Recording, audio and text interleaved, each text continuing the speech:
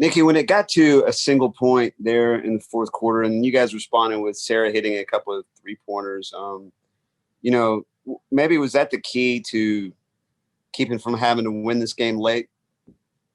I thought Sarah hit big shots. Her pull-ups were big shots. Her baseline drive.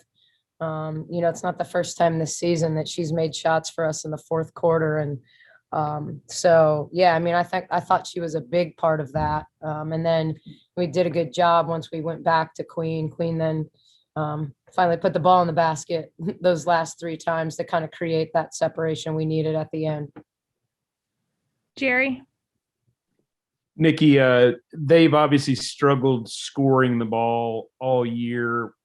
For them to score 26 points off your turnovers, do you feel like that kind of kept them in the game?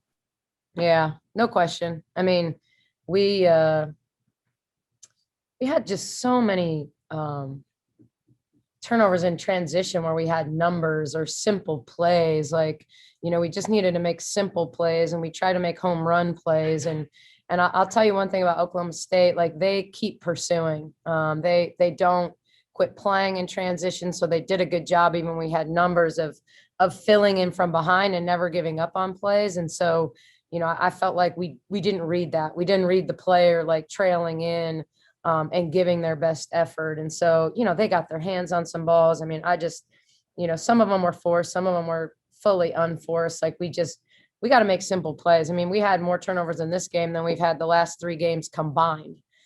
So kudos to them, but, I think it was definitely an eye opener for our group. But, sometimes you got to find a way, especially on the road. And I thought at least we did that. We found a way. We stayed composed. We got stops when we needed to. Anybody in the room have a question? Coach, got off to a kind of slow start there. Real slow start. Got behind 7-0. What changed? What did you guys do to be able to settle down a little bit? Well, I thought putting Jaden and Caitlin Bickle in the game, that was the biggest, adjustment we made. They brought energy. We felt like Queen had a decided advantage in the post and has been playing really, really well for us. We tried to play into her. She was struggling to put it in the basket. Liz missed, I think, 3 of her first 4 shots. And so, we just got some energy. We got some good energy from Jaden. It's not like Jaden was scoring, but Kate did a really good job of screening and separating, getting an easy one and kind of extending to the high post. And I just thought they brought a lot of energy. So we started executing. We started getting, we got stops and then, chipped our way back into it. It wasn't like the first quarter wasn't ugly at 12-11.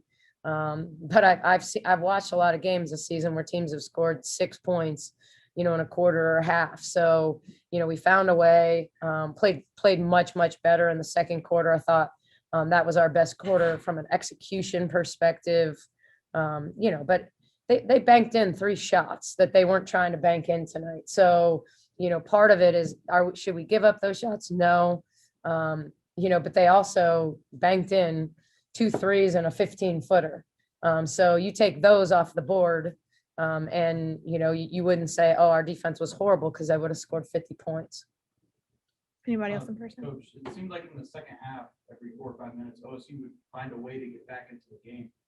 But every single time, your team had an answer. What do you think went into those adjustments? Well, I thought we executed. I would have to go back and give you the numbers, but I thought our ATO plays were great. We executed at a high level.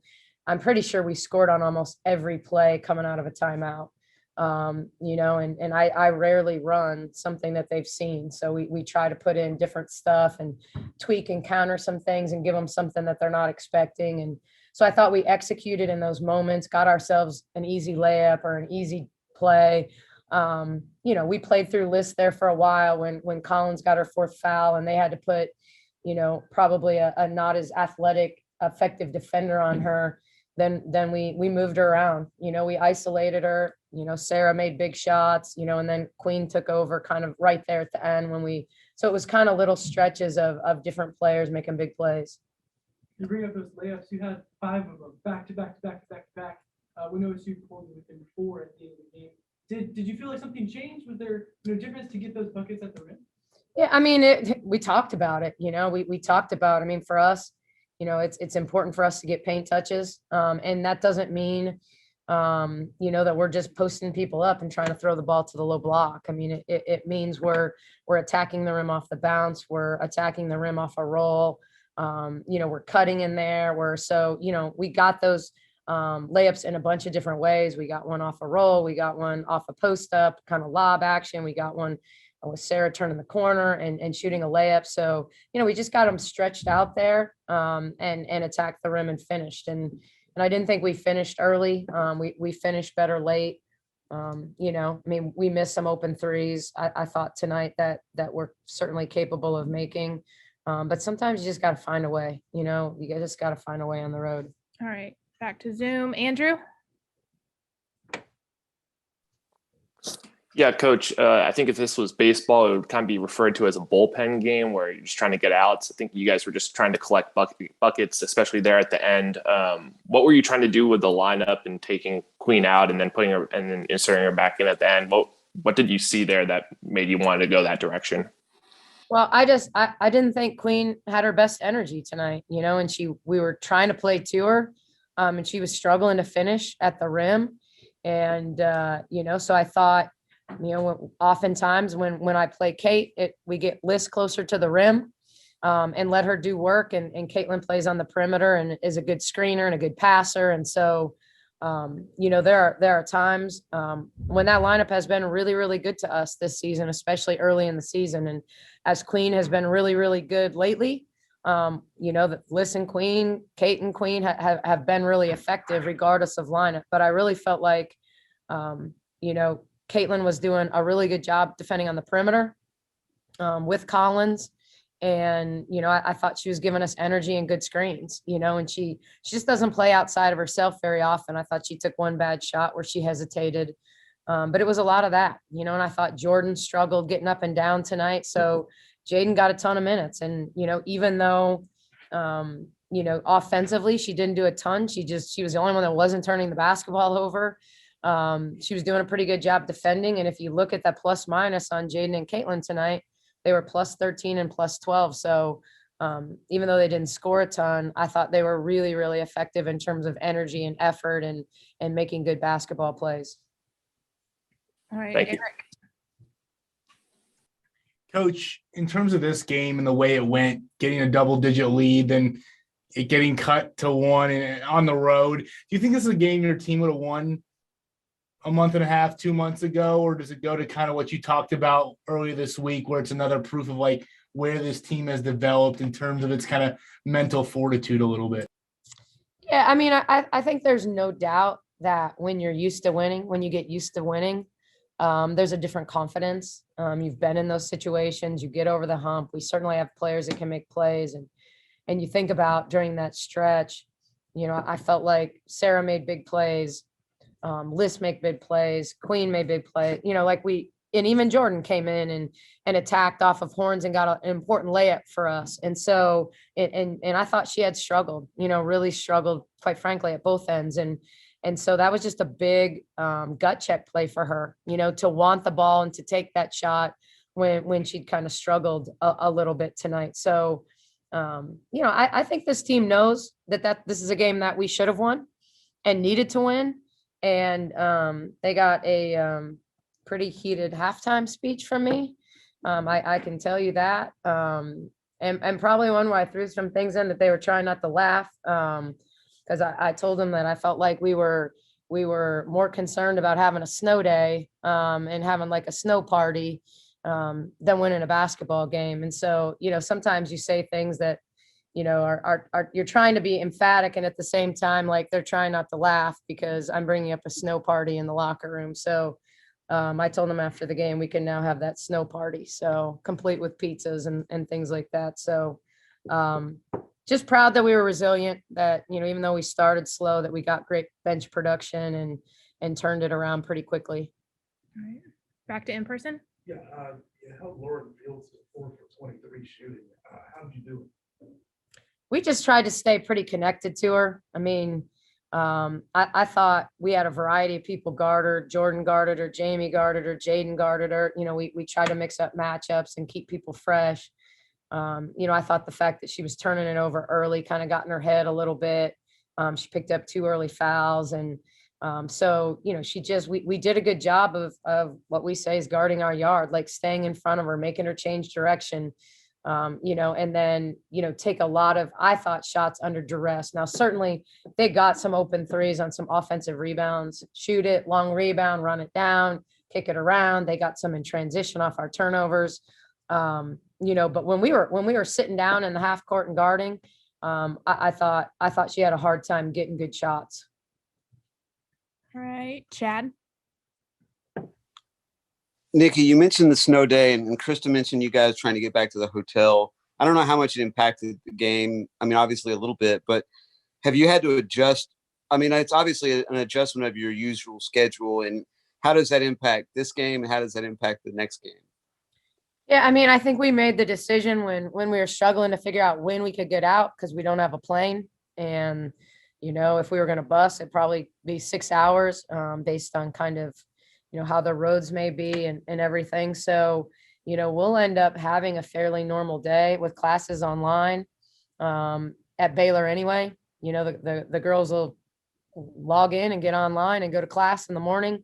Oklahoma State's been incredibly gracious to us in terms of, I think their women's team is off tomorrow because they don't play till Sunday. So, we'll have full use of, we've got a room to watch film. We'll practice here. Obviously it'll be light, but we'll practice here and try to have as normal a day. Like we were getting home and going to class in the morning and then practicing there. And then we'll fly out tomorrow evening and get home. And so we'll start working on KU tomorrow, just like we would if we were flying home tonight and preparing in Waco. All right, Curtis. Obviously, with you guys getting home late, you can pretty much get back to Waco and go straight into Kansas, or like you just said, you're starting on Kansas from a hotel room. What do you remember about when you guys played the Jayhawks on the road that might test you guys on Saturday? Well, first of all, I think, I don't know what's going on in the game tonight, but, they've won 7 in a row. Okay, well, they're probably going to lose to Iowa State tonight. So they'll have won 7 in a row going into tonight. I just think they're a high execution team. Brandon's got them playing incredibly well. They screen well. They share the basketball well. I know, I think during one of the broadcasts, not diving into their statistics yet, but I heard on a broadcast, they're one of maybe the only Big 12 team that's in the top 25 in offensive field goal percentage and defensive field goal percentage. So they're executing on offense and they're guarding the heck out of people. So they've got depth. They've got big guards. They rotate a lot of people in the post. So they've got good balance. Franklin, I think, is having a heck of a year at the point for them. Kerskeeter just makes shots for them and attacks and defends and is long and gets steals. And so I just think they've been playing really, really well. And people might say, hey, they've had the softer part of their schedule. You still got to go win them. You still got to go win them, just like we did tonight. Because I think everybody in this league, just like Texas Tech going to Oklahoma and winning, just proves that you got to bring it against everybody in this league. So I just think they're defending at a high level. They've got shot blocking, with Twin. I know that's her nickname, but they have a little bit of everything. And I think they've got really good synergy, really good chemistry. And obviously they'll be motivated because, they obviously haven't lost in a month. So, coming off a loss at Iowa State, this will certainly test them. All right, we'll go last question to Andrew. Yeah, Coach, going back home, you seem to have built a really good rapport with the Baylor students and the Bear Pit student section. And then I was just kind of curious, how that's built up over the course of the season, your interactions on Twitter with some of the fans and how excited you are to be able to go back home and have, a big game, there on Saturday, especially with game day being in town. Yeah, I just really hope that they're not in line for tickets to the men's game during our game. What did I do? I mean, I've tried to be on campus. I had coffee with Coach Collin on campus. I've been in classrooms. Even doing the post-game $100 gift card toss, just trying to engage them in a variety of ways. We did it up big with giveaways for the Texas game, and they were unbelievable that night. But they make a difference, you know. I mean, it's one student is like 4 fans because of how loud and how engaging and how involved they are. And so I just think it's a part of the women's game, generally speaking, not just at Baylor, but generally speaking. Students tend to go with what's cool, you know, and if it's cool to go to the football game, they go to the football games. If it's cool to go to the men's basketball games. So, you know, trying to engage, trying to be cool. I mean, I think our players deserve to be supported by the students. I think we put a good product out on the floor. I think our league is good. I think they see good basketball. I think our fan engagement does a nice job. And so, you know, I think it's really, really important. And I'm just as excited, you know, I don't know when the last time Baylor's had an alumni day, but to bring back, you know, we're going to have well over 50 alumni from, I think maybe 4 decades of Baylor women's basketball on campus for dinner on Friday night and the game on Saturday, and to just kind of try to bridge the past and the present, and get people to understand that once you're a part of the Baylor family, you're Baylor basketball family for life. And so I'm excited about that too, because, you know, I think it'll be an awesome way to welcome them back. So that's a big part of the weekend as well.